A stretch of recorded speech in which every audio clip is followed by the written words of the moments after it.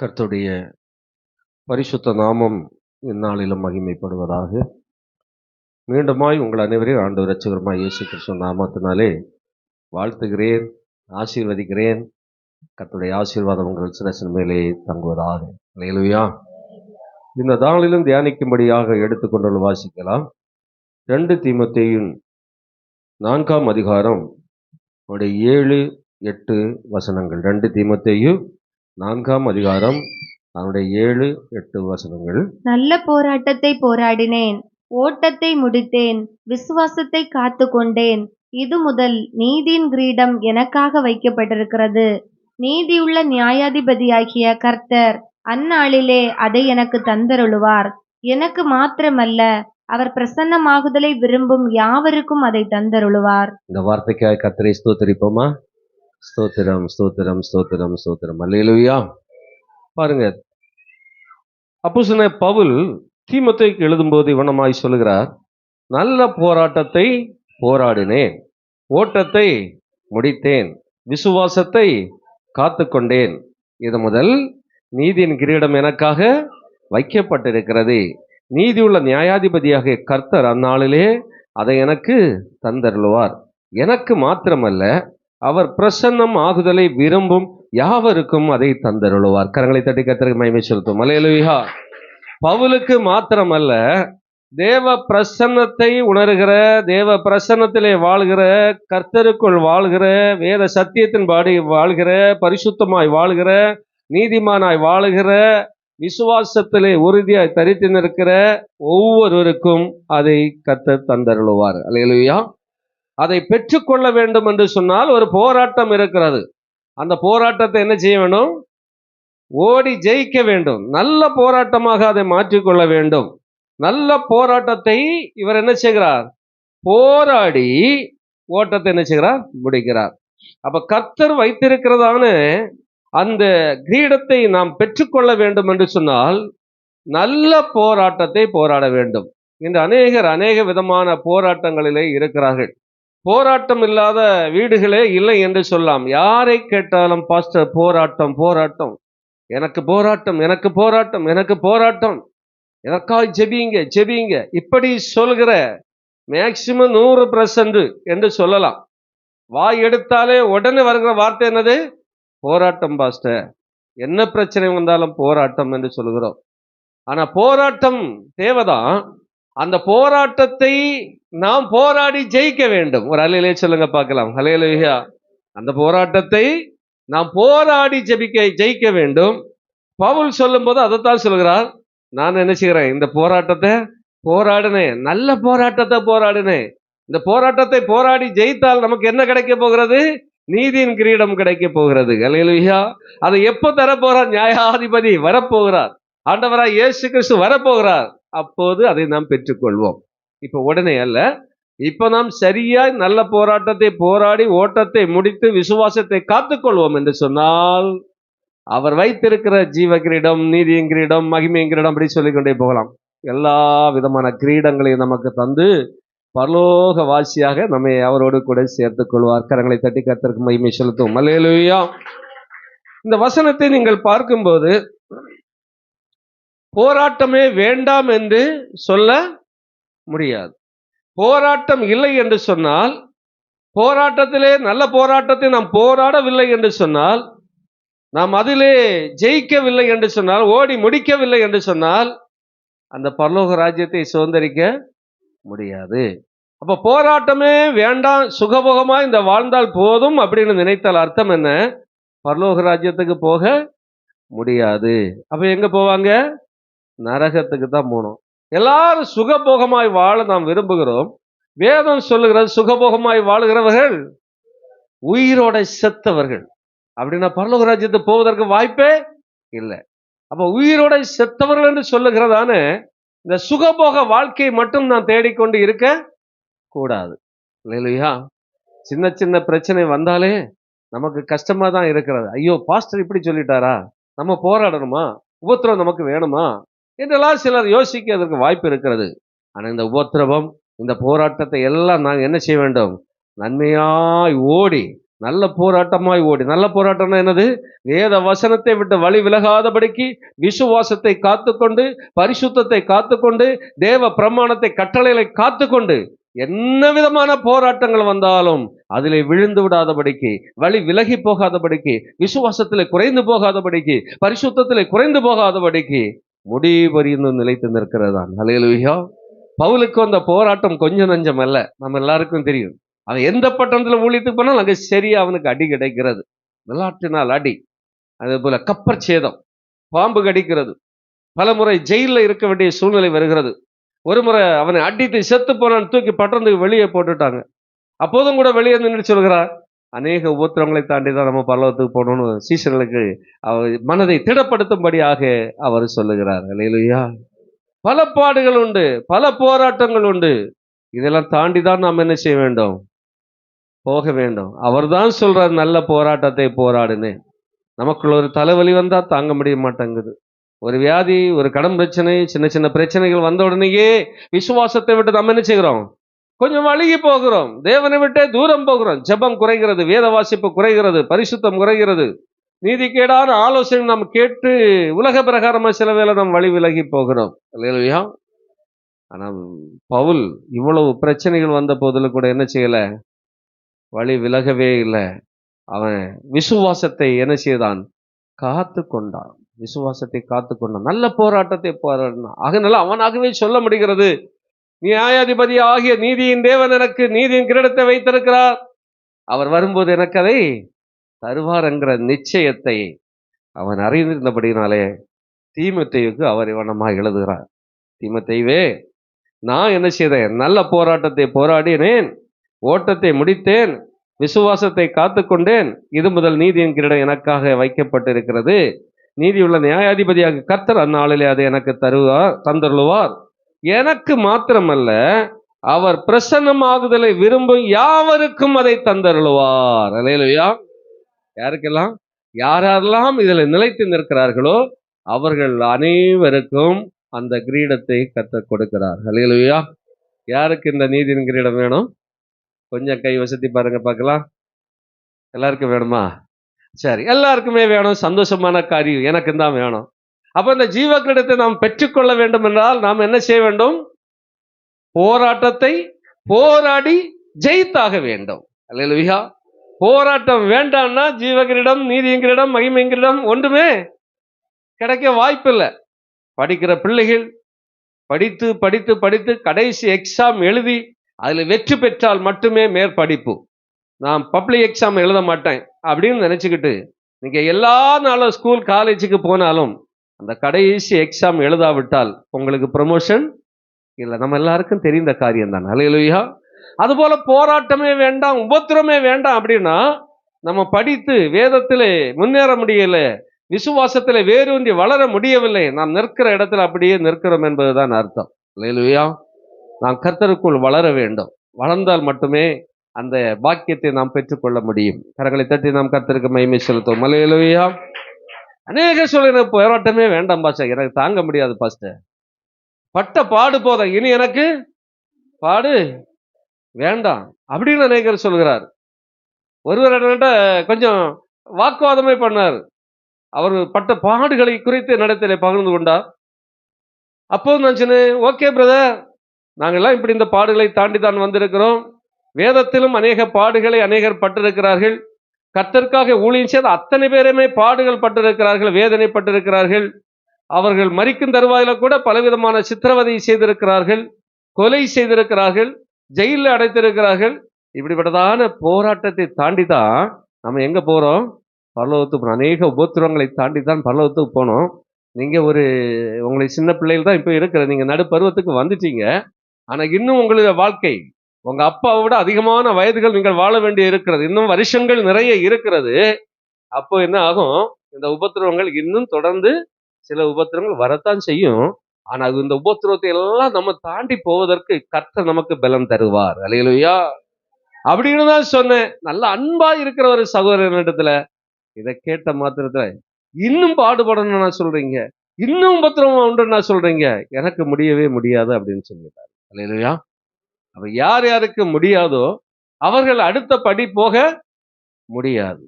இங்கே பவுல் சொல்லும்போது நல்ல போராட்டத்தை போராடினேன், ஓட்டத்தை முடித்தேன், விசுவாசத்தை காத்துக்கொண்டேன். நானும் நீங்களும் எல்லாரும் போராடுகிறோம்.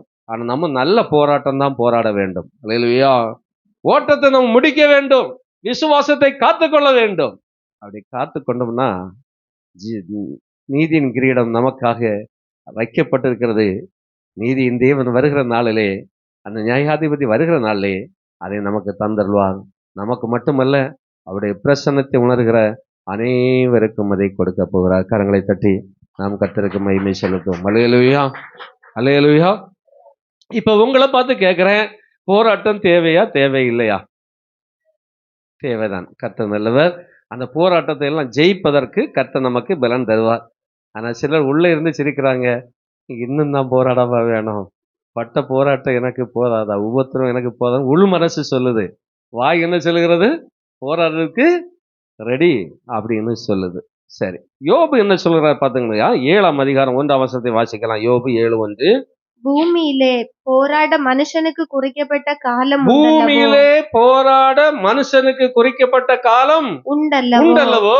அவன் நாட்கள் ஒரு கூலிக்காரன் நாட்களை போல் இருக்கிறதல்லவோ? ஒரு கூலிக்காரனுடைய நாட்களை போல் இருக்கிறதல்லவோ? ஒரு அல்லேலூயா சொல்லுங்க பார்க்கலாம். அல்லேலூயா.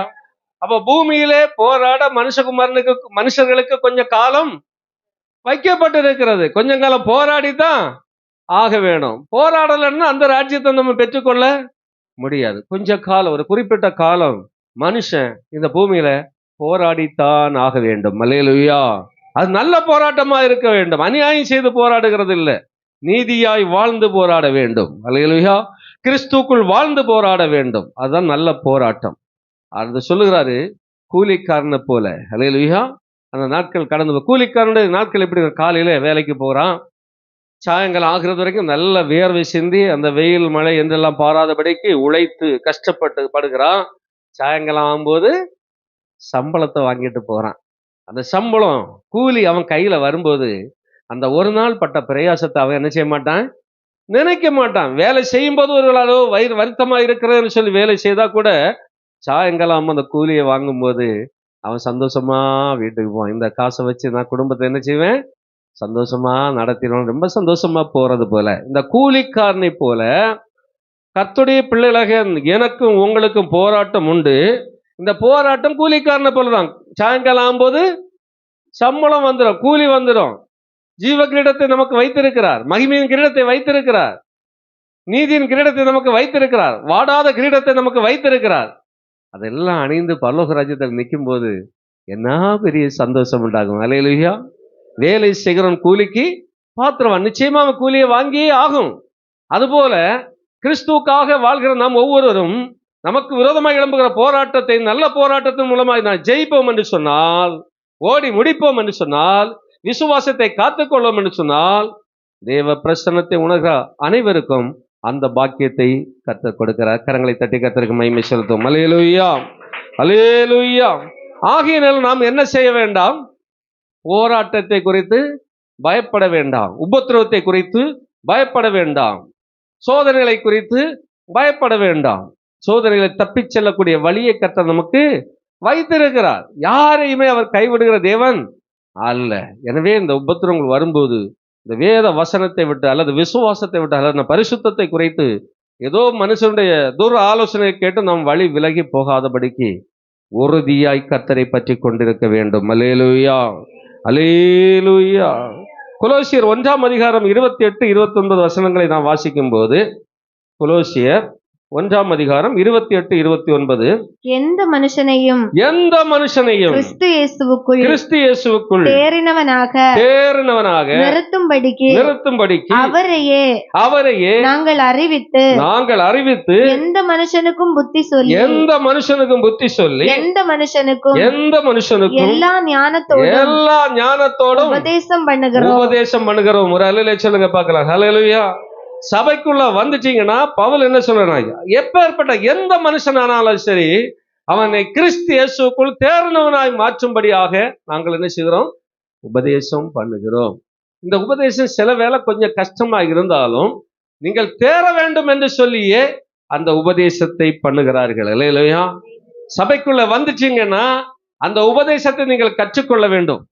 அந்த உபதேசத்தின்படி நாம் நிலைத்து நிற்க வேண்டும். அடுத்த வசனம் என்ன சொல்கிற பாருங்க. அதற்காக நான் எனக்குள்ளே வல்லமையாய் கிரியை நடப்பிக்கிற அவருடைய பலத்தின்படி போராடி பிரயாசப்படுகிறேன். அல்லேலூயா. அப்ப எப்படி போராட வேண்டும்? கர்த்தருடைய பலத்தினால போராடி பிரயாசப்படுகிறாராம். எதற்காக? ஒவ்வொரு பிள்ளைகளும் கிறிஸ்து இயேசுக்குள் தேர்ந்தவர்களாய் மாற வேண்டும். அல்லேலூயா. ரட்சிக்கப்பட்ட நாளை விட சில வருடங்கள் போக போக போக தேர்ச்சியிலே குறைந்து கொண்டு அநேகர் போகிறார்கள். ஆரம்பத்தில் இருந்த விசுவாசம், பரிசுத்தம், ஜெபம், அன்பு, மனத்தாழ்மை இதெல்லாம் பார்க்க முடியல. நாள் போக போக வேத வசனத்திலே தேர்ந்தவராக அல்ல, தேர்ச்சியிலே குறைந்தவர்களாக போய் கொண்டிருக்க அநேக விசுவாசிகளை தான் பார்க்க முடிகிறது. அல்லேலூயா. நாம் அப்படி இருக்கக்கூடாது. சபைக்குள்ள வந்துட்டோம், சத்தியத்தை அறிந்துட்டோம், பிதாகுமாரன் பரிசுத்த ஆவியின் நாமத்தில் ஞானஸ்நானத்தை பெற்றுட்டோம், அபிஷேகத்தை பெற்றுட்டோம், கிருபை வரங்களை பெற்றுக்கிட்டோம். இவ்வளவு சத்தியத்தை நம்ம அறிந்திருக்கிற நாம் எக்காரணம் கொண்டும் சோர்ந்து பின்வாங்கி போகிறவர்களாக அல்ல, நாளுக்கு நாள் தேர்ந்தவர்களாய் மாற வேண்டும். அல்லேலூயா. பவுல் சொல்ற அதற்காகவே நாங்கள் பிரசங்கிக்கிறோம். அல்லேலூயா. அது எதற்கு? நான் எனக்குள்ளே வல்லமையாய் கிரியை நடப்பிக்கிற அவருடைய பலத்தினாலே போராடி பிரயாசப்படுகிறேன். அப்ப உங்களை வழி நடத்துகிற ஊழியக்காரர்களுக்கு போராட்டம் உண்டு. கிறிஸ்துவின் வல்லமையை பெற்று எப்படியாக இவர்களை வசனத்திலே தேர்ந்தவர்களாய் மாற்ற வேண்டும், அவர்களை நிலைநிறுத்த வேண்டும் என்று சொல்லி தேவ கிருபையினாலே அவருடைய பலத்தினாலே போராடி பிரயாசப்படுகிறேன் என்று சொல்லுகிறார். அல்லேலூயா. நயமான பிரசங்கத்தை பண்ணி உங்களை சந்தோஷத்தை படித்து உங்களை அனுப்பலாம், முடியாத காரியம் ஒன்றும் இல்லை. நீங்களும் 6 நாள் வீட்டில் துக்கப்பட்டு இருந்துக்கிட்டு 7ஆவது நாள் ஆலயத்தில் வரும்போது கொஞ்சம் சிரிச்சிங்கன்னா சந்தோஷமா இருக்கு அப்படின்னு நினைச்சுக்கிட்டு போகலாம். நிறைய பேர் என்னிடத்துல சொல்லியிருக்காங்க, பாஸ்டர் நாங்கள் 6 நாளும் குடும்பத்தில் பிரயாசப்படுகிறோம், வீட்டில் சந்தோஷமா இருக்க முடியல, துக்கித்து இருக்கிறோம், சோர்ந்து போய் இருக்கிறோம், 7ஆம் நாளில் வந்தால் கொஞ்சம் ஃப்ரீனஸ்ஸாக இருக்கலாம், கொஞ்சம் சிரிச்சு மனமகிழ்ச்சியா இருக்கலாம்னு சபைக்கு வந்தா அந்த சபைகளிலும் போதர்கள் என்ன செய்யறாங்க? அதை விட கடினமாய் போதிக்கிறார்கள். எங்களுக்கு என்ன செய்யல, சந்தோஷம் வரலன்னு சொன்ன அநேகரை எனக்கு தெரியும். அல்லேலூயா. அல்லேலூயா. அப்ப சபைக்குள்ள வருவது உங்களை காமெடி காட்டி சிரிக்க வைப்பதற்கோ ஏமாற்றத்தனமான காரியங்களை சொல்லி உங்களை உற்சாகப்படுத்துவதற்கோ அல்ல. எந்த மனுஷனானாலும் சரி, அவன் எப்பேற்பட்டவனானாலும் சரி, படித்தவனோ படிக்காதவனோ, பாவியோ நீசனோ கொலைப்பாதவனோ யாரா இருந்தாலும் சரி, அவன் சபைக்குள்ளே வருவானாகில் அவனை கிறிஸ்து இயேசுவுக்குள் தேர்ந்தவனாக மாற்ற வேண்டும். அல்லேலூயா.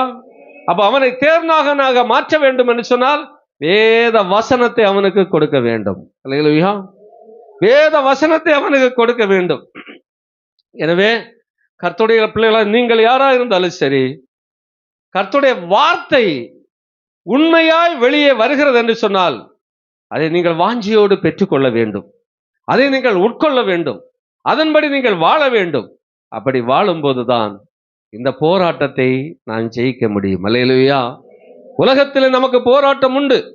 இயேசு கிறிஸ்து உங்களுக்கு உலகத்தில் உபத்திரவங்கள் உண்டு, ஆனாலும் திடங்களுக்கு உலகத்தை நான் ஜெயித்த ஜெய கிறிஸ்து நம்மோடு இருக்கிறபடினாலே என்ன உபத்திரவம், என்ன வேதனை, என்ன சோதனை, என்ன பாடுகள், என்ன உபத்திரவங்கள், துன்பங்கள், துயரங்கள், போராட்டங்கள் வந்தாலும் அவை எல்லாவற்றிலிருந்தும் கர்த்தர் நம்மை தப்புவிப்பார். கரங்களை தட்டி கர்த்தருக்கு மகிமை செலுத்தும். அல்லேலூயா. அல்லேலூயா.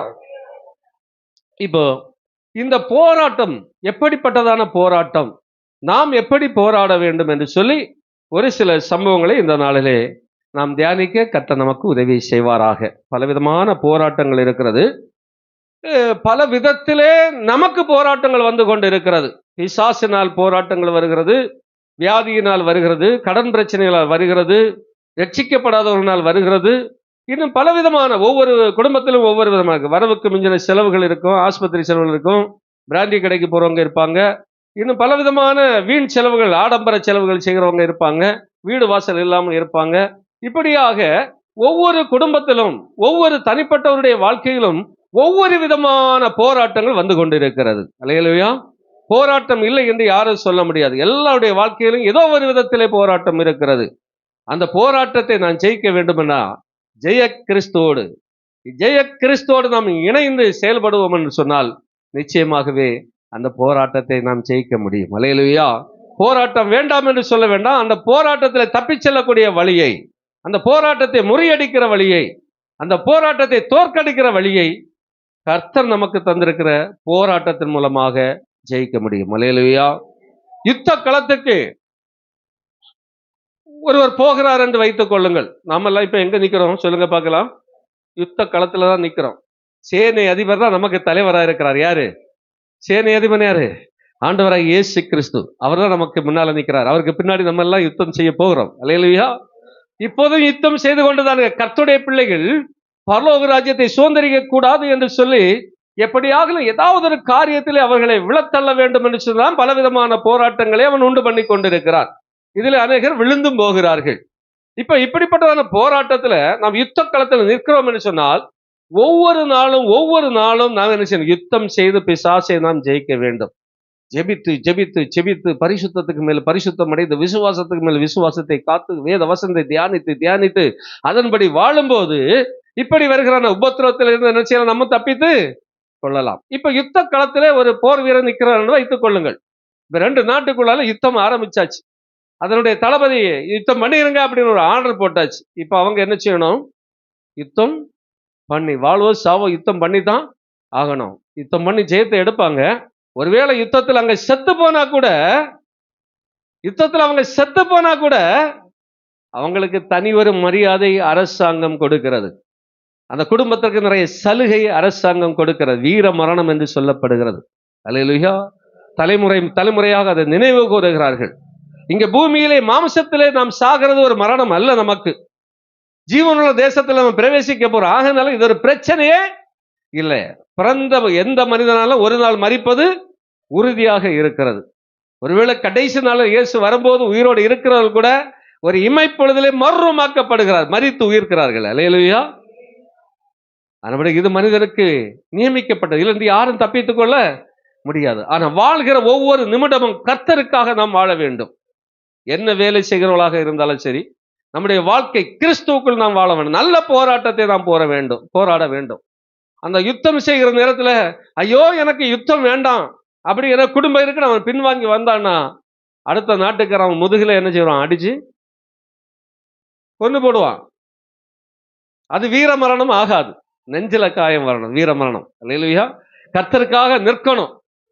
இயேசு கிறிஸ்துவின் சேனையில நிக்கிறோம்னா நம்ம அந்த சேனையை விட்டு பின்வாங்கி போக கூடாது. அவருக்காக நம்ம யுத்தம் பண்ண நம்ம கையில தான் அவர் தந்து விட்டு போயிருக்கிறார். அந்த யுத்தத்தை நாம் தான் செய்ய வேண்டும். அல்லேலூயா. கர்த்தர் நமக்கு முன்னால நிற்பார். ஒவ்வொருவருக்கும் ஒவ்வொரு விதமான யுத்தங்கள், போராட்டங்கள். அதை ஒன்றையும் ஜெயிப்பதற்கான ஞானத்தையும் கிருபைகளையும் கர்த்தர் என்ன செய்வார்? நமக்கு தருவார். அவரோடு இணைந்த வாழ்க்கை வாழ வேண்டும். எனவே என்ன பிரச்சனை வந்தாலும் போராட்டம் வந்தாலும் நாம் பயப்பட மாட்டேன். கர்த்தர் எனக்குள்ள இருக்கிறார் என்ற நம்பிக்கை நாம் ஒவ்வொருவருக்கும் இருக்க வேண்டும். அவர் சொல்கிறார், நான் உங்களோடு கூட இருந்து செய்கிற காரியம் பயங்கரமா இருக்கும். இந்த பூமியில யாருக்கு இதுவரை செய்திராத பெரிய அதிசயங்களை உங்களுக்கு செய்வேன் என்று சொல்லி இருக்கிறார். அந்த கர்த்தரோடு தான் நாம் இணைந்து வாழும்போது நாம் ஏன் சின்ன சின்ன சோதனைக்கு பயப்பட வேண்டும்?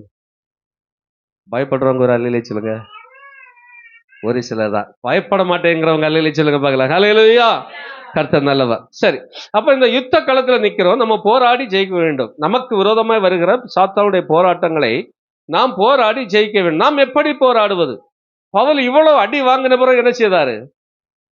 போராடி போராடி கர்த்தருடைய ஊழியத்தை செய்து முடித்தார். பரிசுத்த ஆவியானவர் சொல்றார், எப்பா நீ போகிற அந்த பட்டணத்திலே உனக்கு கட்டுகளும் உபத்திரவங்களும் வைக்கப்பட்டு இருக்கிறது அப்படின்னு பவுல்கிட்ட பரிசுத்த ஆவியானவர் சொன்னார்.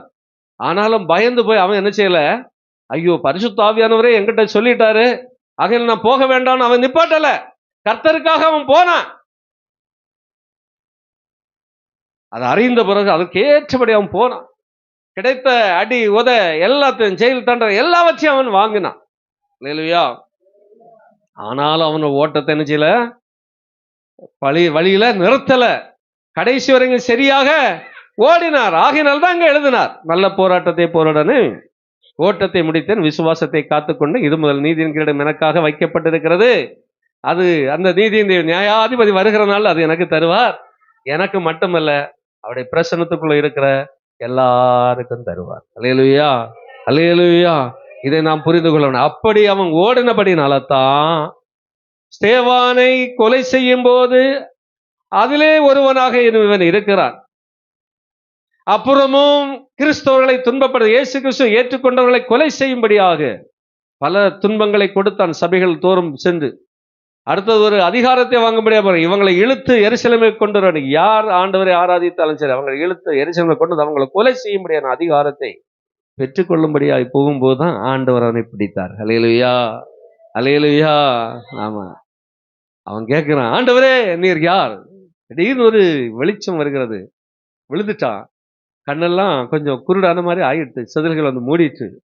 இப்பதான் ஆண்டவரே நீர் யாருன்னு, இதுவரை அவன் எந்த ஆண்டவரை நினைச்சிட்டு இருந்தானோ தெரியாது. ஆண்டோடைய பிள்ளைகளை துன்பப்படுத்தி கொண்டிருந்தான். இப்போது ஆண்டவரே நீர் யார்? ஆண்டவர் சொல்றாரு, எப்பா நீ துன்பப்படுத்துகிற இயேசு கிறிஸ்து நானே, இயேசு நானே, இயேசு நானே. முள்ளில் உதைக்கிறவனுக்கு கடினமா இல்லையா? அடுத்த வார்த்தை அவங்க, ஆண்டவரே நான் என்ன செய்ய வேண்டும்? உங்களை ரட்சிக்கப்பட்டு எல்லாரும் வந்திருக்கிறீங்க, ஆண்டவர் உங்களை பிடிச்சிருக்கிறாரு. யாராவது கேட்டீங்களா, ஆண்டவரே நான் என்ன செய்ய வேண்டும்? ஏன் கேட்கல? அவனை மாதிரி நம்முடைய கண்களை ஆண்டவர் குருடாக்கல. குருடாக்கி இருந்தா கேட்டிருப்பேன், வேற வழி இல்லைல்ல, கேட்டிருப்போம். அவன் கேட்கிறான், ஆண்டவரே நான் என்ன செய்ய வேண்டும்? அவருக்கு பாதையை காட்டுறாரு, போகிறான். அந்த பவுல் இயேசு கிறிஸ்துவோடு கூட இருந்த சீஷர்கள் எழுதின நிருபத்தை விட அதிகமான நிருபங்களை எழுதி இந்த வேதாகமத்திலே புதிய ஏற்பாடிலே நல்ல ஒரு பேரை வாங்கிட்டாரு. ரயிலே சொல்லுங்க பார்க்கலாம்.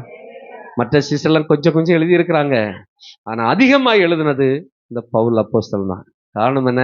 அந்த அளவுக்கு கிறிஸ்துவுக்காக அவன் பாடுகளை சகித்தான், வேதனை அனுபவித்தான்.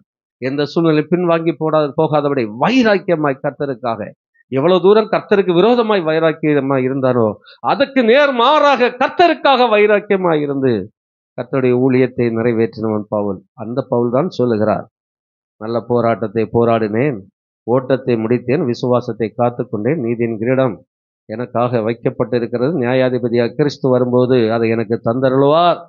இது எனக்கு மட்டுமல்ல, அவருடைய பிரசன்னத்திலே இருக்கிறவங்கள் அனைவருக்கும் தருவார். கரங்களை தட்டி கர்த்தருக்கு மகிமை செலுத்துங்க. ஹல்லேலூயா. இப்ப எத்தனை பேர் போராடுறதுக்கு ஆயத்தமாயிட்டீங்க?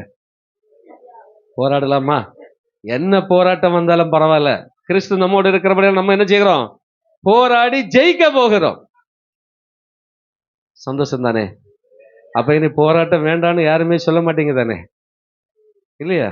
எவ்வளவு பெரிய போராட்டமா இருந்தாலும் சரிதான், கர்த்தர் அதில் நமக்கு ஜெயத்தை தருவார். அல்லேலூயா.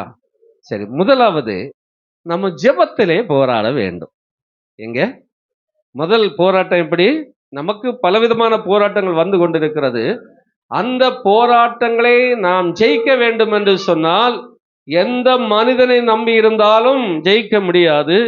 நம்முடைய மாம்ச சிந்தை, மாம்ச பலத்தின், மாம்ச புத்தியினால எதை செய்தாலும் ஜெயிக்க முடியாது. ஜெயிப்பதற்கு ஒரே ஒரு வழி, ஜெபந்தான். ஜபிக்கிறவன் ஜெயம் வருவான். கரங்களை தட்டி கர்த்தருக்கு மகிமை செலுத்துவோம். அல்லேலூயா. அப்ப முதலாவது நாம் போராட வேண்டிய சுமார் ஒரு 4 போராட்டத்தை குறித்து நான் உங்களுக்கு சொல்லி முடித்து விடலாம் என சொல்லி வாஞ்சிக்கிறேன். 4 விதமான போராட்டங்களை. அதுல 1, ஜெபத்திலே போராட வேண்டும். அல்லேலூயா. வாசிக்கலாம். ரோமர் 15ஆம் அதிகாரம் அதனுடைய 32வது வசனம். நீங்கள் தேவனை நோக்கி செய்யும் ஜெபங்களில், நீங்கள் தேவனை நோக்கி செய்யும் ஜெபங்களில் நான் போராடுவது போல நீங்களும் என்னோடு கூட போராட வேண்டும் என்று நம்முடைய கர்த்தராகிய இயேசு கிறிஸ்துவின் நிமித்தமும் ஆவியானவருடைய அன்பு நிமித்தமும் உங்களை வேண்டிக் கொள்கிறேன். அல்லேலூயா. முதல் போராட்டம் எப்படி? ஜெபத்திலே நாம் போராட வேண்டும். உங்களை கட்டாயப்படுத்தி ஜெபிங்கன்னு சொல்ல வரல, கொஞ்ச நாள் சொல்லிட்டேன். அது நானா சொன்னதல்ல. பவுல் சொல்லும் போது சொல்லுகிறார், ஆவியானுடைய அன்பு நிமித்தம். அல்லேலூயா. கர்த்தராகிய இயேசு கிறிஸ்து நிமித்தம். நீங்க சும்மா நேரத்தை வீணா கழிக்காதீங்க. வீணா கழிக்கிற நேரத்துல சபையில வந்து ஜெபிங்கன்னு சொல்ல காரணம் என்னன்னா, கர்த்தராகிய இயேசு கிறிஸ்து நிமித்தமும் ஆவியானுடைய அன்பு நிமித்தமும் தான் நானும் உங்களிடத்தில் சொன்னேன். அல்லேலூயா. நான் உங்களுக்கு கட்டளை பிறப்பிக்க முடியாது. உங்களுக்கு நான் எஜமானும் கிடையாது. அல்லேலூயா. நம்ம எல்லாருக்கும் ஒரு எஜமான் இருக்கிறார். அவர் தான் ஆண்டவராய் இயேசு கிறிஸ்து. அல்லேலூயா. அவர் கற்பித்த கற்பனைகளே உங்களுக்கு போதித்து இருக்கிறேன். நீங்கள் எப்பேற்பட்டவங்களாயிருந்தாலும் தேர்ந்தவர்களாய் நிற்கும்படி அதை போதித்து இருக்கிறேன். எத்தனை பேர் அதை ஏற்றுக்கொள்கிறீர்கள், எத்தனை பேர் ஏற்றுக்கொள்ளவில்லை என்று எனக்கு தெரியாது. அல்லேலூயா. அப்போ ஜெபத்திலே நாம் போராட வேண்டும். நீங்கள் தேவனை நோக்கி செய்யும் ஜெபங்களில் நான் போராடுவது போல நீங்களும் என்னோடு கூட போராட வேண்டும் என்று நம்முடைய கர்த்தராகிய இயேசு கிறிஸ்து நிமித்தமும் ஆவியானுடைய அன்பு நிமித்தம் உங்களை வேண்டிக் கொள்ளுகிறேன்னு சொல்லுகிறார். அவருடைய கட்டளை இல்லை, ஆண்டவராகிய இயேசு கிறிஸ்து நிமித்தமும் ஆவியானுடைய அன்பு நிமித்தம் சொல்லுகிறோம். இந்த அன்பிலே யாரெல்லாம் கட்டப்பட்டிருக்கிறீர்களோ, யாரெல்லாம் இயேசு கிறிஸ்துவ கட்டளையில் கீழ்ப்படுகிறீர்களோ அவர்கள் வந்து ஜெபம் பண்ணுங்க. அல்லேலூயா. குறைந்தபட்சம் ஒரு நாள் 1 மணி நேரமாவது உங்களுக்கு கிடைக்கிற நேரத்திலாவது நீங்கள் வந்து ஜெபம் பண்ணுங்கள். மற்றவர்கள் நேரம் கிடைக்கிறவர்கள் கூடி நாம் ஜெபிக்கிற அந்த நேரங்களிலே கலந்து, அது உபவாச கூட்டமானாலும் சரி, தேசத்திற்கு ஜெபிக்கிற கூட்டமானாலும் சரி, விசுவாசிகளுடைய ஆசீர்வாத கூட்டமானாலும் சரி, ஆயத்த ஜெபமான இருந்தாலும் சரி, அதிலே நாம் கூடி ஜெபிப்போம். கூடி ஜெபிப்பதற்கு வர முடியாதவர்களுக்கு உங்களுக்கு கிடைக்கிற நேரத்திலே 1 மணி நேரம் இந்த இடத்துல வந்து ஜெபித்து பாருங்க, நாம் ஜெயம் பெறுவோம். அல்லேலூயா. சோதனைக்கு உட்படாதபடிக்கு 1 மணி நேரமாவது ஜெபிக்க கூடாதா என்று இயேசு கிறிஸ்து சீஷர்களை பார்த்து கேட்டார். அல்லேலூயா. 1 மணி நேரமாவது அவரவர் நேரப்படி, இரவோ பகலோ இல்லை இரவு 12 மணியோ அதெல்லாம் முக்கியமில்லை. உங்களுக்கு எப்படி வசதி இருக்கிறதோ அந்த நேரத்துல வந்து தேவ சமூகத்துல ஜெபித்து போராட வேண்டும் என்று சொல்லி இங்கே பவுல் ரோமருக்கு எழுதும் போது எழுதுகிறார். அல்லேலூயா. ஆதியாகமம் 32ஆம் அதிகாரத்திலே நாம் வாசிக்கும் போது யாக்கோபு அங்க போராடி ஜெபிக்கிறார். எப்படி ஜெபிக்கிறார்? என்னை ஆசீர்வதித்தால் ஒழிய நான் உம்மை போக விட மாட்டேன். விடாப்படியா நீங்க போராடி ஜெபிக்கிறார். நீர் என்னை ஆசீர்வதித்தால் ஒழிய நான் உம்மை போக விடேன். தொடைச்சந்து நேரம் விடிய போகிறது. தொடைச்சந்து பிடிச்சிட்டு அங்க சுளுக்கிட்டு, ஆனாலும் விடுற மாதிரி இல்லை. நீர் ஆசீர்வதித்தால் ஒழிய உம்மை நான் போக விட மாட்டேன். இப்படி எத்தனை பேர் ஆண்டவர்கிட்ட ஜெபிக்கிறீங்க? இதுதான் ஒரு போராட்டத்தினுடைய ஜெபமா இருக்கிறது. 4 நாள் ஜெபித்து பார்க்குறோம், கர்த்தர் அந்த காரியத்தை செய்யலைன்னா எனக்கு ஜெபத்தை அவர் கேட்கல, ஜெபித்து பலன் இல்லை. இனி வேற ஏதாவது வழி, பக்கத்து வீட்டுக்காரங்க ஏதாவது சொல்லுவாங்க, ஏக்கா அங்கே போய்ப்பாரு இங்கே போய்ப்பாரு அங்கே அற்புதம் நடக்குது. அப்படியே அற்புதத்தை தேடி ஓடுவாங்க. அல்லேலூயா. அற்புதம் செய்கிற தேவனை நோக்கி ஓடுவோம் என்று சொன்னால் அற்புதத்தை தேடி நாம் எங்கேயுமே ஓட வேண்டிய அவசியம் இல்லை. நமது ஆண்டவர் அற்புதமானவர், அவர் அதிசயமானவர், அவர் அற்புதங்களை செய்கிறார், அதிசயங்களை காண பண்ணுகிறார். அல்லேலூயா. தேவனை நோக்கி ஓடுவோம். தாவீதுக்கு பிரச்சனைகள் வர வர வர வர, போராட்டங்கள் வர வர வர வர அவன் சீயோன் மலையில் தேவனை நோக்கி ஓடுனான், அங்க மன்றாட போனான், ஜெபிக்க போனான். அல்லேலூயா. தாவீதோட கர்த்தர் கூட இருந்தார். ஆகையினால்தான் ஆண்டவர் அவனை உயர்த்தினார். அல்லேலூயா. அல்லேலூயா. ஆடு மேய்த்து கொண்டிருந்தவன் அரசனாய் மாறினார். சந்தோஷமா இருக்கீங்களா? அப்படி என்ன சொன்னால் நான் நீங்களும் என்ன செய்ய வேண்டும்? போராடி ஜெபித்து அதை மேற்கொள்ள வேண்டும். யாக்கோபு மேற்கொண்டான் என்று சொல்லப்பட்டிருக்கிறது. விடல, நீர் ஆசீர்வாதத்தால் விடவே மாட்டேன்னு பிடிச்சுக்கிட்டான். ஆகையினால் அவன் மேற்கொண்டான். நாமும் என்னென்ன காரியத்துக்கு ஜெபிக்கிறோமோ அதை பெற்றுக்கொள்வோம் என்கிற விசுவாசத்துல குறைவில்லாதபடிக்கு நாம் ஜெபிக்க வேண்டும். கிடைச்சிட்டுனே ஜெபிக்க வேண்டும். கிடைச்ச பிறகுதான் கிடைக்கணும்னு நினைக்கிறேன். நான் ஆண்டவர்கிட்ட சொல்லிட்டேன், தந்துடுவாரு, பெற்றுக்கொண்டேன் என்கிற விசுவாசத்துல ஜெபிக்க வேண்டும். அல்லேலூயா. அது மட்டுமல்ல, பூமியில 2 பேரும் ஜெபிச்சீங்கன்னா எப்படி இருக்கணும்? ஒருமனப்பட்டு இருக்கணும். ஒருமனப்பட்டு ஜெபிக்கிற ஜெபத்துல ஆண்டவர் கேட்டு குமாரனில் பிதா மகிமைப்படும்படியாக அதை நமக்கு என்ன செய்வார்? தந்தருளுவார். 4 பேர் 40 பேர் கூடி ஜெபிக்கிறீங்கன்னா வீட்டுல ஒண்ணுக்கு ஒண்ணு சண்டை பிடிச்சு வாக்குவாதம் பண்ணி பேச்சு இல்லாம இருந்துகிட்டு எரிச்சலா இருந்துகிட்டு இங்க கூடி வந்து ஜெபிச்ச பிரயோஜனமே இல்லை. அதையெல்லாம் உதறி தள்ளணும், கழுகணும். ஒவ்வொரு நாளும் அப்படி வரக்கூடிய உபத்திரங்கள் வரும், பிசாசு கொண்டு வருவான்.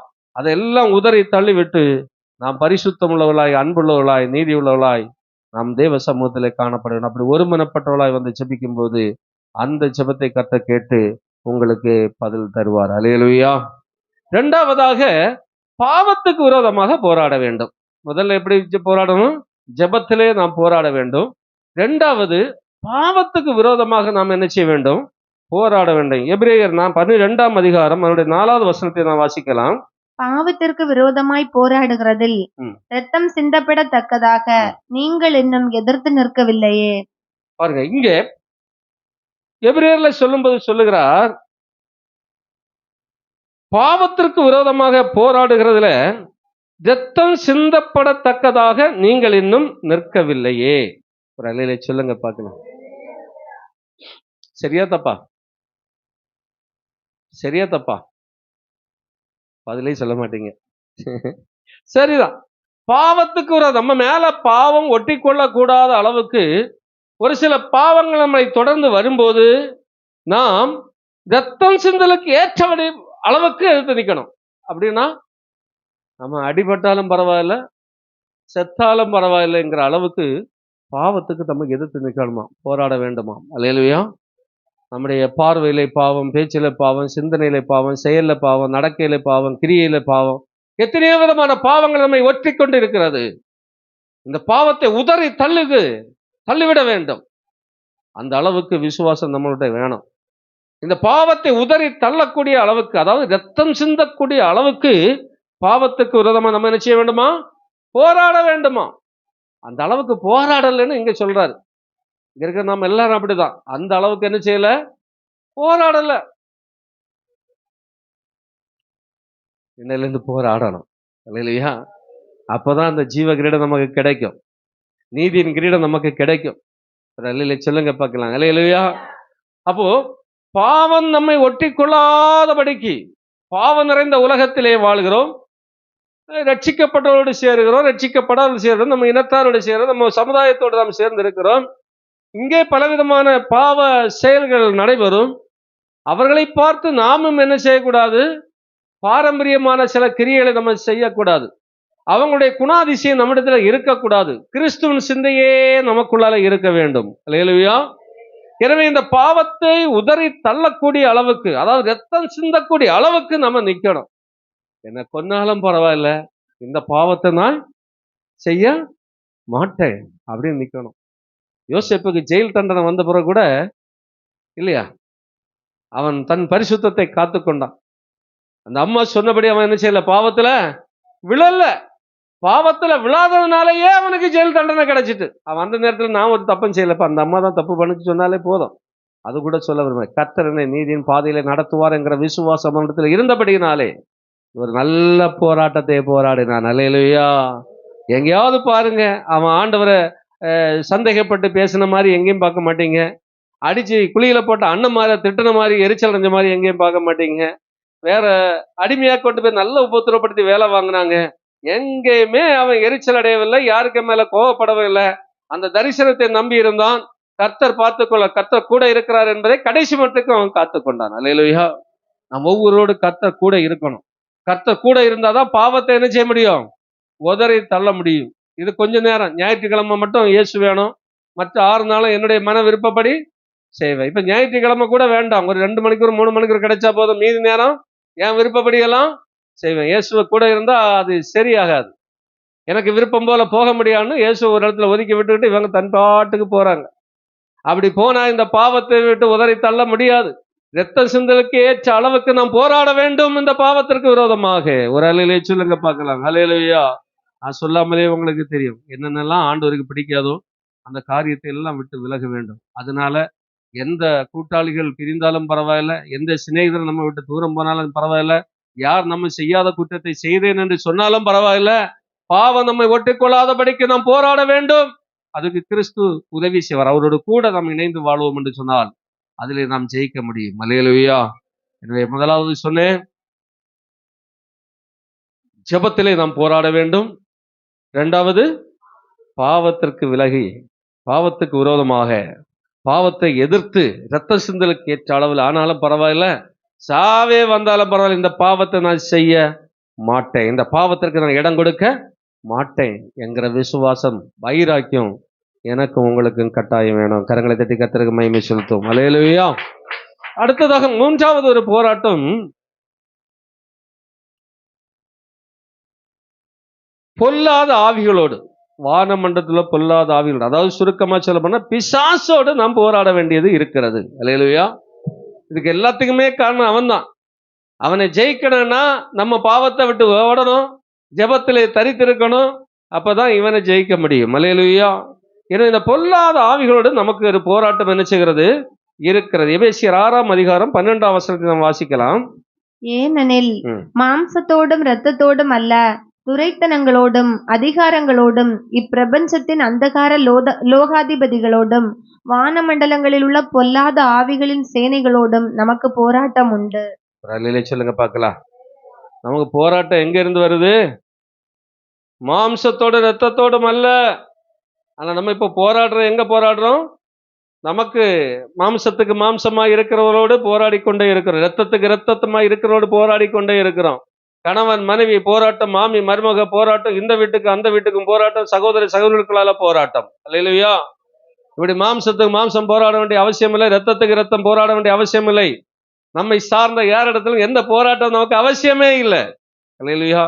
அதை இங்க சுட்டி காட்டுறார். நீங்க ஒருவருக்கு சண்டை பண்ணக்கூடாது. அல்லேலூயா. நீங்க வாக்குவாதம் பண்ணக்கூடாது. அந்த வாக்குவாதத்தை உண்டு பண்ணுகிற ஒருதன் பின்னாடி இருக்கிறான். அவன் யாருன்னு பாருங்க. துரைத்தனங்களோடும் அதிகாரங்களோடும் இப்பிரபஞ்சத்தின் அந்தகார லோகாதிபதிகளோடும் வானமண்டலத்தில் உள்ள பொல்லாத ஆவிகளின் சேனைகளோடும் நமக்கு போராட்டம் உண்டு.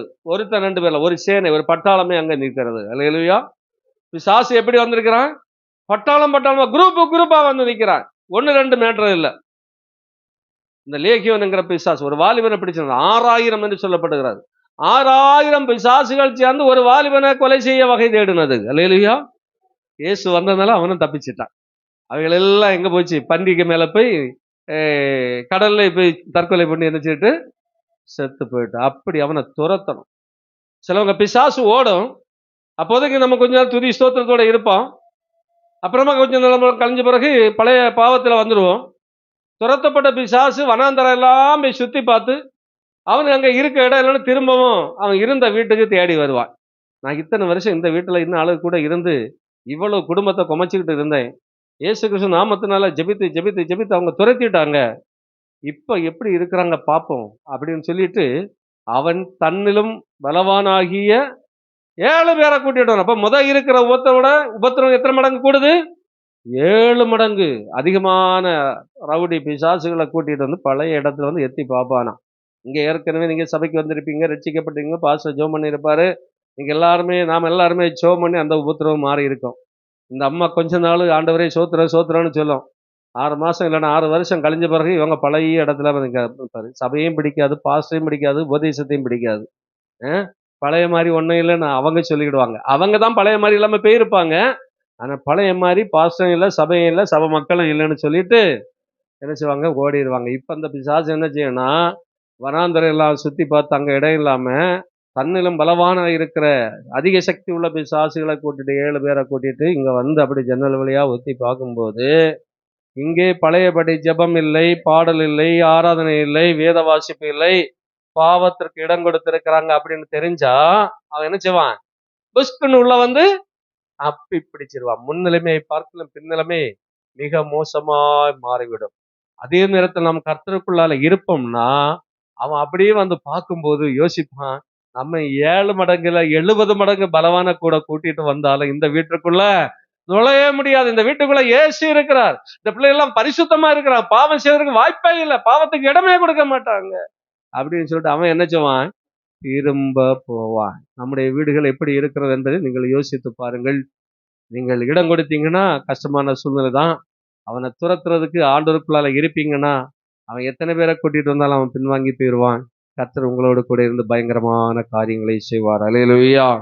அப்ப வானமண்டலத்தில் உள்ள பொல்லாத ஆவிகளோடு நமக்கு போராட்டம் இருக்கிற, துரைத்தனத்தோடு இருக்கிற, அதிகாரம் படைத்தவர்களோடு இருக்கிறது. அதிகாரம் படைத்தவர்களுக்கு மேலேயும் அவர்களும் நமக்கு விரோதமாக எழும்புவார்கள். துரைத்தனங்கள் உடையவர்கள் எழும்புவார்கள். வானமண்டல பொல்லாத ஆவிகள், அவன் பொல்லாத ஆவி அவன் ஒரு சேனையா வாரான். 1-2 பேர் இல்ல, ஒரு பட்டாளமே வருகிறேன்னு சொன்னா நம்ம ஒரு பட்டாளமா இருந்து ஜெபிக்க வேண்டாமா? அல்லேலூயா. ஜெபிக்கன்னு சொன்னாலே தூக்க மயக்கம் வரும், சோர்வு வரும், இல்லைன்னா உலக கவலை நெருக்கம், இல்லைன்னா உலக சிற்றின்பங்கள் இழுத்துட்டே போயிடும். ஏதோ ஒரு காரியத்துல இங்க போய் என்னத்தை கண்டோம் அப்படின்னு. ஒரு சேனை பிசாசு நமக்கு எதிராக வரும்போது நாமும் ஒரு சேனையாய் நின்று ஜெபிக்க வேண்டும். சில சொல்லுங்க, பாஸ்டர் நான் வீட்டில் இருந்து ஜெபிக்கிறேன், நான் ஜெபிச்சேன் பாஸ்டர், இத்தனை மணிக்கு ஒரு ஜெபிச்சேன், சந்தோஷம் தான். ஆனா இந்த பிசாசை துரத்தாலும் நம்ம ஒரு சேனையா இருந்திருக்க வேண்டும். அல்லேலூயா. அந்த ஜெபமும் வேணும், தனி ஜெபம் வேணும், குடும்ப ஜெபம் வேணும், வீடுகள் தோறும் கூடி ஜெபிக்கிறது வேணும், சபையில கூடி ஜெபிக்கிறது வேணும். ஆனா இந்த வானமண்டலத்துல பொல்லாத ஆவிகள் ஒரு சேனையாய் வரும்போது நாமும் கர்த்தருடைய பிள்ளைகள் ஒரு சேனையாய் நின்று ஜெபிப்போம் என்று சொன்னால் அவன் உள்ள நுழைய முடியாது. அவன் திரும்பவும் வனாந்தரத்துக்கு ஓடி விடுவான். கரங்களை தட்டி கர்த்தருக்கு மகிமை செலுத்துவோம். அல்லேலூயா. அப்போ நமக்கு இந்த பொல்லாத ஆவிகளோடும் நமக்கு போராட்டம் உண்டு. அப்ப என்னெல்லாம் போராட்டம் சொன்னேன்? ஜெபத்தில் நம்ம போராடி ஜெயிக்கணும், பாவத்திற்கு எதிர்த்து நின்று போராடி ஜெயிக்கணும். இந்த பிசாசு ஒரு சேனையை வந்தாலும் அவனையும் நம்ம எதிர்த்து போராடி என்ன செய்யணும்? ஜெயிக்க வேண்டும். என ஒரே ஒரு காரியத்தை கூட சொல்லி நான் முடித்து விட வாஞ்சிக்கிறேன். விசுவாசத்திலே நம்ம போராட வேண்டும். இல்லையா? அநேக விசுவாசிகள் இன்னைக்கு வழி விலகி அவிசுவாசிகளா போயிட்டாங்க. வேதத்திலே அவிசுவாசிகள் இருக்கிறார்கள், அற்ப விசுவாசிகள் இருக்கிறார்கள். இல்லையா? நம்ம பூரண விசுவாசிகளாக நாம் இருக்க வேண்டும். கர்த்தரிடத்திலிருந்து ஏதாவது பெற்றுக்கொள்ள வேண்டும் என்று சொன்னால் நாம் விசுவாசம் உள்ளவர்களாக இருக்க வேண்டும். அல்லேலூயா. ஏதோ கொஞ்ச நாள் ஜெபித்து பார்த்தோம், கடந்த நாட்கள்ல பெரிய ஒரு பிரச்சனையை ஆண்டவர் மாற்றிட்டாரு, சந்தோஷம். இது அதை விட பயங்கரமா பிரச்சனையா இருக்கிறது. ஆண்டவர் என்ன செய்ய மாட்டாரு? மாற்ற மாட்டாரு. வேற ஏதாவது வழி இருக்கான்னு மாமிச பிரகாரம் நாம் என்ன செய்வோம்? சுற்றி திரிவோம். அப்படி நாம் இருக்கக்கூடாது. விசுவாசத்திலே நாம் உறுதி உள்ளவர்களாய் இருக்க வேண்டும். அல்லேலூயா, அல்லேலூயா. விசுவாசத்திலே நாம் உறுதி உள்ளவர்களாய் இருக்க வேண்டும். யூதா 3ஆம் வசனத்தை வாசித்து பாருங்க. யூதா 3. பிரியமானவர்களே, பிரியமானவர்களே, பொதுவான ரட்சிப்பை குறித்து உங்களுக்கு எழுதும்படி நான் மிகவும் கருத்துள்ளவனாய் இருக்கையில் பரிசுத்தவான்களுக்கு ஒரு விசை ஒப்பு கொடுக்கப்பட்ட விசுவாசத்திற்காக நீங்கள் தைரியமாய் போராட வேண்டும் என்று உங்களுக்கு எழுதி உணர்த்துவது எனக்கு அவசியமாய் ரொம்ப அவசியமாய் இருக்கிறது என்று சொல்லுகிறார். அல்லேலூயா. எதற்காக தெரியுமா? ஏனெனில் அடுத்த வசனம் சொல்லுகிறது, ஏனெனில் நமது தேவனுடைய கிருபையை காம விகாரத்துக்கு ஏதுவாக புரட்டி ஒன்றான ஆண்டவராகிய தேவனையும் நம்முடைய கர்த்தராகிய இயேசு கிறிஸ்துவையும் மறுதலிக்கிற பக்தியற்றவர்களாகிய சிலர் பக்கவழியாய் நுழைந்திருக்கிறார்கள். அவர்கள் இந்த ஆக்கினைக்குள்ளாவார்கள் என்று பூர்வத்திலே எழுதியிருக்கிறது. அல்லேலூயா சொல்லுங்க பார்க்கலாம். உங்கள் விசுவாசத்தை குறைக்கும்படியாக பக்க வழியாய் கொஞ்சம் பேர் வந்திருக்கிறாங்க. அல்லேலூயா. இவங்க ஆலோசனை கேட்டீங்கன்னா விசுவாசம் போச்சு. விசுவாசம் போச்சுன்னா ஆண்டவர்கிட்ட எதையுமே பெற்றுக்கொள்ள முடியாது. ஏற்கனவே நம்ம சொன்னோம், நமக்காக நீதியின் கிரீடம் வைக்கப்பட்டிருக்கிறது. அதை பெற்றுக்கொள்ள விடாதபடிக்கு சாத்தான் இப்படிப்பட்டதான கிரியைகளை செய்வான். அல்லேலூயா. அப்ப பக்க வழியாய் வருகிறவளை நீங்கள் கொஞ்சம் கவனிக்கணும். இயேசு நேரே தான் வருவார். மகனே மகளே என்று சொல்லி இதய கதவை தட்டுவார். எவன் அவருடைய சத்தத்தை கேட்டு கதவை திறக்கிறானோ அவனுக்குள்ளதான் இயேசு வருவார். அவன் திறக்க மாட்டான்னா கொஞ்ச நேரம் தட்டி பார்த்துக்கிட்டு போயிட்டே இருப்பார். இதுதான் நம்ம ஆராதிக்கிற ஆண்டவருடைய சுபாவம். ஆனா பிசாசு ஒருத்தன் இருக்கிறான் பாருங்க, நீங்க எல்லா கதவையும் பூட்டி போட்டா கூட எங்கேயாவது ஏர்கோலாவது கிடைக்குமா உள்ள போறதுக்குன்னு பார்ப்பான். கொஞ்சம் வாய்ப்பு கிடைச்சா போதும், நீங்க விசுவாசத்துல கொஞ்சம் குறைஞ்சா போதும், பக்க வழியா வந்து உள்ள ஏறிடுவான். திருடன் வருகிறபடி இல்லையா? அவனு சொந்தக்காரன் நினைச்சுவான், வாசலை திறந்து உள்ள வருவான். திருடன் நினைச்சுவான், பக்கவாட்டில் வந்து அடிச்சுட்டு போயிடுவான். அல்லேலூயா. ஆமா. அப்ப இந்த பிசாசுக்கு நம்ம இடம் கொடுக்க கூடாது. நம்முடைய விசுவாசத்தை குறைச்சிருவான். நீ ஜெபம் பண்ணி என்னத்தை பார்த்த, பாஸ்டிங் இருந்து என்னத்தை பார்த்த, ஆராதனைக்கு போய் என்னத்தை பார்த்த, கிறிஸ்தவத்துல போய் என்னத்தை பார்த்த, இங்க பாரு அவன் செழித்திருக்கிறான், அவன் ஓங்கி வளர்கிறான், அவன் பிள்ளைகளை பாரு, அவனுடைய காரியங்கள் எல்லாம் பாருன்னு சொன்ன. ஆமா, அது சரிதானே, நான் தான் போராட்டத்துல இருக்கேன், அவன் நல்லாத்தானே இருக்கிறான் என்று சொல்லி விக்கிரக ஆராதனைகளுக்கும் வேசித்தனங்களும் வேறு மற்ற விதமான உலக சிற்றின்பங்களுக்கெல்லாம் அவர்கள் இழுத்து சென்று விடுவார்கள். அல்லேலூயா. இதுதான் ஏதேனிலும் நடந்தது. ஆண்டவர் சொல்ற, இந்த மரத்தின் கனியை மட்டும் நீ புசிக்காத, நீ எல்லா கனியையும் நீ புசிக்கலாம், இதை புசிக்கிறதுனால நீ சாவவே சாவ. ஏன் புசிக்காதுன்னு சொல்லி மட்டும் விடல, புசித்தன நீ சாகவே சாவாய் சொல்லிதான் விட்டாரு. ஆனா பிசாசு தரைஞ்சி பக்க வழியா வந்தான். ஓ, உங்க ஆண்டவர் இப்படி சொன்னாரா, இந்த பழத்தை சாப்பிடக்கூடாதுன்னு சொன்னாரா? அது ஏன் தெரியுமா? இது சாப்பிட்டேன்னா நீ என் தேவர்களை போல ஆகலாம், மாறிடலாம். யாது கேட்கறதுக்கு இனிமையா இருக்கு. ஆண்டவர் சொல்றாரு, நீ எல்லாத்தையும் சுதந்திரிக்கலாம், எல்லாம் சாப்பிடு, இதை நீ சாப்பிடக்கூடாது, சாப்பிடறதால சாகவே சாவாய். இவன் வந்து சொல்றான், இல்ல இல்ல, பொறாம பிடிச்ச ஆண்டவர், இதை நீ சாப்பிட்டா தேவர்களை போல ஆகுவ, நீ அப்படி ஆகக்கூடாது, இப்படி இருக்கணும்னு தான் அவர் என்ன செய்கிறாரு, உனக்கு தடைய வச்சிருக்கிறாரு.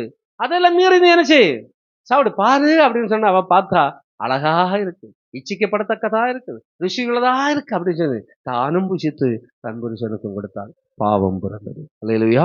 அந்த பாவம் தான் இன்றைக்கு வருகிறது. நம்முடைய விசுவாசத்தை குறைக்கும்படியால் நம்முடைய அக்கம் பக்கத்தில் இருக்கிறவங்க இப்படிதான் வருவாங்க, நயமா பேசுவாங்க. பாச திட்ட மாதிரி யாரும் திட்ட மாட்டாங்க. அண்ணி அக்கா, அங்க போலாமா, இங்க போலாமா, அதை செய்யலாமா, இது செய்யலாமா, கஞ்சி வச்சிங்களா, கறி வச்சிங்களா, நம்ம சேர்ந்து சாரி எடுப்போமா, நகை எடுப்போம், எல்லாம் சொல்லலாம். நமக்கு நல்ல இதமா தான் இருக்கு, சுகமா இருக்கு, கேட்கறதுக்கு நேரம் போ, கஷ்டப்பட வேண்டிய அவசியமே இல்லை. அதனுடைய முடிவு ஏதேனில் என்ன முடிவு நடந்ததோ அதுதான். கொஞ்சம் கொஞ்சம் கொஞ்சமா விசுவாசத்தை விட்டு விலகச் செய்து பாதாளத்தில் செல்லும். அவன் நோக்கமே பரலோகத்துக்கு போக விடக்கூடாதுன்னு தான். இல்லையா? யாரெல்லாம் ஆண்டவர்கிட்ட வாரதுக்கு டைமை கொடுக்காம கட்டு கதைகளுக்கு நேரத்தை கொடுக்குறீங்களோ அதுக்கு அர்த்தம் இதுதான்.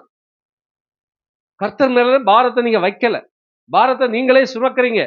ஆகையினால நயமா பேசுறவங்க கேட்டோம், அது இதமா இருக்கிற பாரம் இறங்குறதுன்னு நினைச்சிட்டு போறோம், கடைசியில மாட்டிக்கொள்ளும். எத்தனை பேருக்கு புரிஞ்சது? ஒரு அல்லையிலே சொல்லுங்க பார்க்கலாம். ஹல்லேலூயா. அதனால விசுவாசத்துல நாம் உறுதியாய் இருக்க வேண்டும் என்பதை யூதா யுவனமாச்சு அவன் பக்க வழியா இப்படி வந்திருக்கிறாங்க.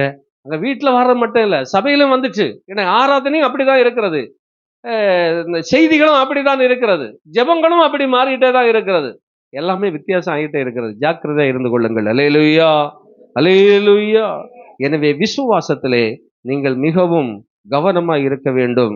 விசுவாசத்தை விட்டு வழி விலகக்கூடாது என்று சொல்லி பரிசுத்தவான்களுக்காக ஒரு விஷயம் ஒப்பிக்கப்பட்டதான விசுவாசத்திற்காக நீங்கள் தைரியமாய் போராட வேண்டும் என்று சொல்லி யூதா சொல்லுகிறார். என்னதான் வந்தாலும் நான் என் விசுவாசத்தோட வழி விலக மாட்டேன், செத்தாலும் சாவேன், ஆனா பரலோகத்தை அடைவேனே தவிர நரகத்துக்கு வரமாட்டேன். ஆகையினால இவ்வுலக பாடு என்னை ஒண்ணுமே செய்யாது என்று சொல்லி நமக்கு பக்க வழியாய் வந்து உபதேசிக்கிறவர்களுக்கு நாம் கர்த்தருடைய சத்தியத்தை சொல்லி முடிந்தால் அவர்களை நமக்குள்ளே கர்த்தருக்குள்ளால கொண்டு வரணுமே தவிர நாமும் சேர்ந்து அவங்களுக்குள்ளால போகக்கூடாது. விரும்புறவங்க, புரிந்து கொண்டவர்கள் மட்டும் ஒரு அல்லையிலே சொல்லுங்கப்பட்டவங்க. அல்லேலூயா, அல்லேலூயா. 1 தீமோத்தேயு 6ஆம் அதிகாரம் 12ஆம் வசனம் இவனமாய் சொல்லுகிறது, விசுவாசத்தின் நல்ல போராட்டத்தை போராடு. பாருங்க, பவுல் தீமோத்தேயுக்கு சொல்லுகிறார் ஒரு காரியம், விசுவாசத்துல நீ நல்ல போராட்டத்தை போராட வேண்டும். ஒரு அல்லையிலே சொல்லுங்க பார்க்கலாம். அப்ப விசுவாசத்துல யாரு நயங்காட்டி பக்க வழியா வந்து உங்களை ஏமாற்றிட்டு போனாலும் அதுல விழாதபடிக்கு யார் நிக்கிறாங்களோ அவங்க தான் விசுவாசத்துல நல்ல போராட்டத்தை போராடுகிறவர்கள். மற்றவர்கள் பிசாசின் வலையில விழுந்தவர்கள், புரிந்தவர்கள். ஒரு அல்லையிலே சொல்லுங்க பார்க்கலாம். ஹல்லேலூயா. அப்ப பவுல் தீமோத்தேயுக்கு சொல்லுகிறாரு, நீ விசுவாசத்துல என்ன செய்ய வேண்டும், நல்ல போராட்டத்தை போராட வேண்டும், நித்திய ஜீவனை என்ன செய்யணும், பற்றி கொள்ள வேண்டும், அதற்காகவே நீ அழைக்கப்பட்டிருக்கிறாய். ஒரு அல்லையிலே சொல்லுங்க பார்க்கலாம். நானும் நீங்களும் எதற்காக அழைக்கப்பட்டிருக்கிறோம்?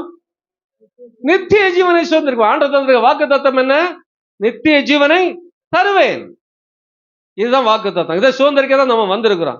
இதை விட்டுக்கிட்டு உலக பிரகமான அநேக சில காரியங்களை சிலர் பார்த்துட்டு அழுது புலம்பிட்டு இருக்கிறனால எந்த பிரயோஜனமே இல்லை. இம்மைக்கு மாத்திரம் நம் தேவனை தேடுவோம் என்று சொன்னால் நம்மை போல பரிதபிக்கப்படுறவர்கள் யாரும் இல்லை என்று வேதம் சொல்லுகிறது. அல்லேலூயா. அப்ப பாவத்தை எல்லாம் உதறி தள்ளி ரத்தம் சிந்தலுக்கு ஏற்ற ஒரு விசுவாசம் நமக்குள்ளால வர வேண்டும். பக்க வழியா வரவங்க நயம் காட்டுவாங்க. மாம்சம் ஆவிக்கு விரோதமாய் போராடும், ஆவி மாம்சத்துக்கு விரோதமாய் போராடும். ஆவி சொல்லும் ஆவிக்குரிய வாழ்க்கையை சொல்லிட்டே இருக்கும். மாம்சத்துல இருக்கவங்களுக்கு இது பிடிக்கவே பிடிக்காது. மாம்சம் என்ன சொல்லும், மாம்சத்துல இருக்கவங்க நேராக போராடி கொண்டு இருக்கும். அது ஆவிக்குரியவர்களுக்கும் பிடிக்காது. இதான் நிறைய ரட்சிக்கப்பட்டவருடைய குடும்பத்துல பிரச்சனைக்கு காரணமே இதுதான். ரட்சிக்கப்பட்டேன் என்று சொல்லிக்கொண்டு மாம்ச சிந்தனையில ஒரு கூட்டம் இருக்கிறது, ஆவியின் சிந்தையில ஒரு கூட்டம் இருக்கிறது. அப்ப இந்த ஆவியின் சிந்தைக்கும் மாம்ச சிந்தைக்கும் ஒத்து போகவே போகாது. ஏதேன்ல சொன்ன மாதிரி தான் சொல்லும். ஆவியின் சிந்தை வந்தோன்னா இந்த பாவத்தை தொடாத, பார்க்காத, செய்யாத, அந்த இடத்துக்கு போகாதேன்னு ஆவியின் சிந்தை நமக்கு சொல்லிட்டே இருக்கும். ஆனா நம்ம மாம்சம் சொல்லுவோம், இல்ல இல்ல இல்ல நீ போ, அங்க போனா கொஞ்சம் ஜாலியா இருக்கலாம், சுதந்திரமா இருக்கலாம், அங்க உனக்கு அது கிடைக்கும் இது கிடைக்கும்னு சொல்லி அங்க இழுத்துட்டே இருக்கும். ரெண்டையும் நம்ம கவுண்ட் பண்ணி பார்க்கும்போது மாம்சம் செல்றதா நல்லது போல தெரியும். அன்றைக்கு ஆண்டவர் சொன்னது அது நல்லது போல அவங்களுக்கு தெரியல. பிசாசு சொன்னதான் நல்லது போல தெரிஞ்சு. அப்ப பாவி மாம்சத்தின் சிந்தையெல்லாம் பிசாசு கொண்டு வர்றது, அது மரணம் என்று சொல்லப்படுகிறது. அல்லேலூயா. அப்ப இந்த உபதேசங்களுக்கு நீங்கள் ஜாக்கிரதை உள்ளவர்களா இருக்க வேண்டும். இந்த தீமோத்தேயு பாருங்க, தீமோத்தேயுக்கு பவுல் சொல்லுகிறார், நீ விசுவாசத்தில் எப்படி இருக்கணும், நல்ல போராட்டத்தை போராடு, நித்திய ஜீவனை பற்றி கொண்டு, அதுக்கு தான் நீ அழைக்கப்பட்டிருக்கிறாய். பின்ன தொடர்ந்து படிச்சேன்னா கலைஞர்களுடைய புரட்டு வார்த்தை பேசுகளுக்கு கபட்டு வார்த்தைகளை நீ போகாத, அந்த அந்த பாசெல்லாம் செய்கிற மாதிரி நீ எதுவும் செய்யாத, நீ இப்படிதான் செய்ய வேண்டும். என்கிட்ட இருந்து எப்படி கற்றுக்கொண்டாயோ, நான் எப்படி வாழ்ந்தனோ, என்ன நடந்தனோ, அதை பார்த்து நீ அது போலதான் வாழ வேண்டும் என்று சொல்லுகிறார். இவன் தூரம் போனவன் இல்லை, இவன் ஆவிக்குரியவன் தான், விசுவாசத்துல உறுதியா உள்ளவன் தான். அவனை குறித்து சொல்லும் போது 2 தீமோத்தேயு 1 4-5 வசனங்களை வாசித்து பாருங்க. 2 தீமோத்தேயு உன்னிலுள்ள மாயமற்ற விசுவாசத்தை பாருங்க. 4-5 சொல்லு. உன்னுள்ள மாயமற்ற விசுவாசத்தை நினைவு கூறுகிறதுனால் என் முன்னோர்கள் முதற்கொண்டு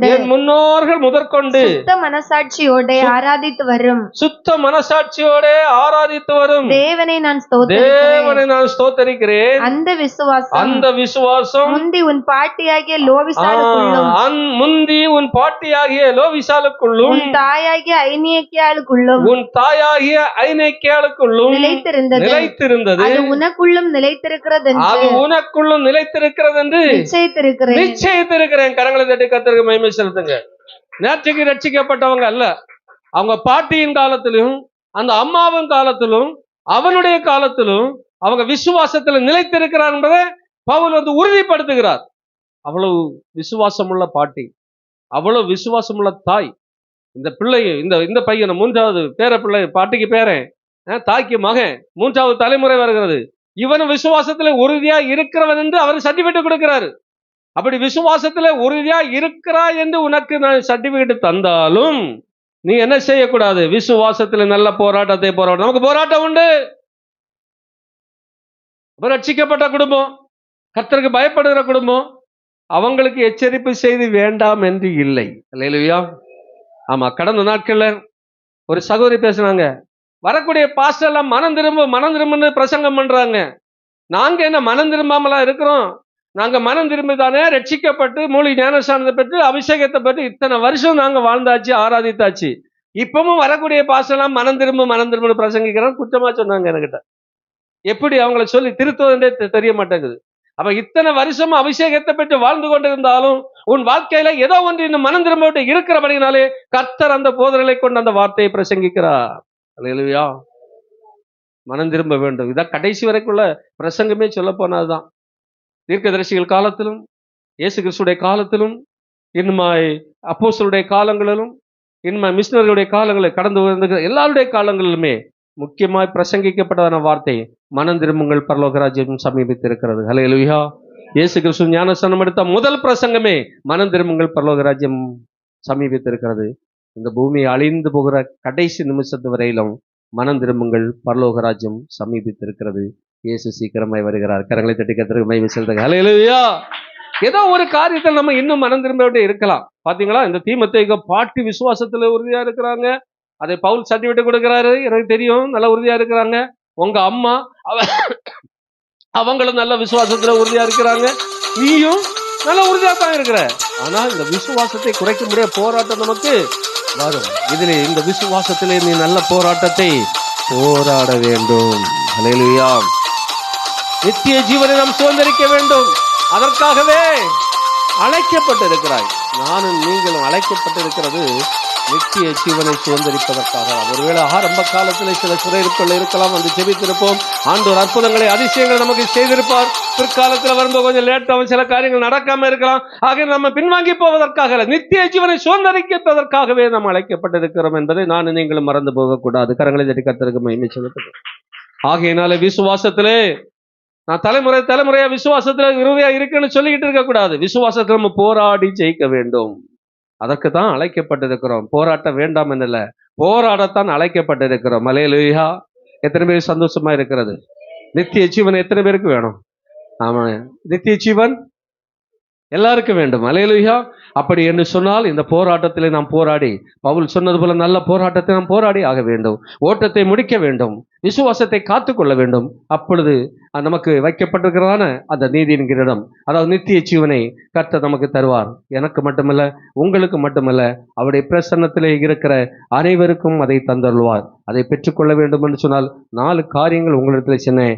1, ஜெபத்திலே நாம் போராட வேண்டும். 2, பாவத்திற்கு நாம் விரோதமாக போராட வேண்டும்.